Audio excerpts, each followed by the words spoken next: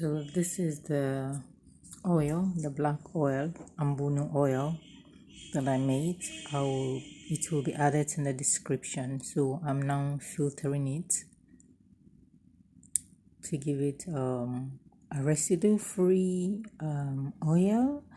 But even at that, I found out that it still contains some residue, and so I'm now applying it to my hair. I applied this oil to my hair 3 days ago or so, but I can feel that it's like it has added volume to my hair. It feels fuller and a little bit darker. But if you look closely, because last time I used henna to dye my hair, you see some of the places where I have like white hair that are looking a little bit burnt brown or something like that.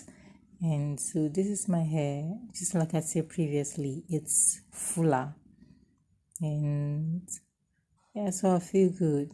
So that's how I made the oil.